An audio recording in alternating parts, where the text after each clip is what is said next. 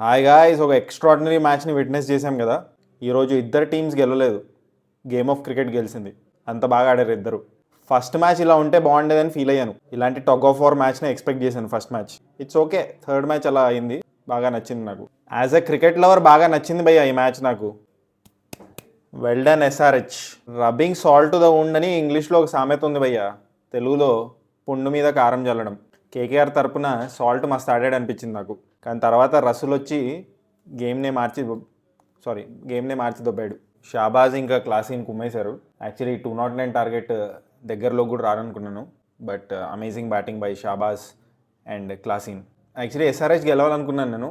Obviously నేను కూడా హైదరాబాద్ నుంచే మన వాళ్ళు గెలవాలనుకుంటాను, బట్ ఆన్ పేపర్ అంత గ్రేట్ టీం అనుకోలేదు. అందుకే నేను ఈరోజు కేకేఆర్ గెలుస్తుందని ప్రెడిక్ట్ చేశాను.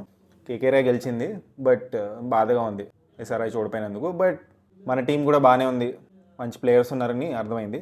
బట్ నాకు ఒక విషయం అర్థం అవ్వలేదు, ఏంటంటే మన కెప్టెన్ సాబ్ ప్యాట్ కమిన్స్ ఎవరైతే ఉన్నారో ఇంత లేట్గా ఎందుకు వచ్చాడు. స్టార్టింగ్ వచ్చింటే బాగుండేదేమో అనిపించింది. బట్ మిగతా ప్లేయర్స్ కూడా బాగానే కాంట్రిబ్యూట్ చేశారు. ఫీల్డింగ్ అయితే ఎక్స్ట్రాడనరీ చేశారు ఎస్ఆర్హెచ్ వాళ్ళు. రసల్ వికెట్ త్వరగా పడి ఉంటే బాగుండేది, ఆయన గేమ్ చేంజర్ అని చెప్పాలి. బాల్కున్న థ్రెడ్స్ అన్ని ఓడిపోయేలా కొట్టాడు. But nice prospects for SRH, మంచి టీం లాగా అనిపిస్తుంది. ఇంకా కొంచెం ఎఫర్ట్ పెడితే, రన్స్ తక్కువ ఇస్తే ఈజీగా గెలవచ్చు. ఫార్చునేట్లీ కేకేఆర్ వాళ్ళ ఫీల్డింగ్ బ్యాడ్గా ఉందే భయ్య, చాలా డ్రాప్ క్యాచెస్. మీ థాట్స్ ఏంటి ఈరోజు మ్యాచ్ మీద? మీరు అనుకున్నారా ఎస్ఆర్హెచ్ ఇంత క్లోజ్గా వస్తుందని? జస్ట్ 4 runsతో ఓడిపోయింది. కమెంట్ చేయండి. రేపు 2 మ్యాచెస్ ఉన్నాయి భయ్య, ఆర్ఆర్ వర్సెస్ లక్నో. ఆర్ఆర్ గెలుస్తుంది అనుకుంటున్నాను.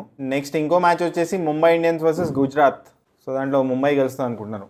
ఇది నా ప్రిడిక్షన్ అంటే ఏదో 100% యాక్యురేట్ ఉంటుంది అనుకోకండి, నాకేదో అనిపించింది చెప్తుంటాను. సో లెట్స్ సీ, ఫన్గా తీసుకోండి అంతే. సో దీన్ని బేస్ చేసుకొని బెట్టింగ్స్ వాటికి వెళ్ళకండి, ఎందుకంటే నాకు బెట్టింగ్ అంటే నచ్చదు. Avoid betting. ప్యూర్లీ ఫన్ కోసం క్రికెట్ని చూడండి. పుచ్చోక్.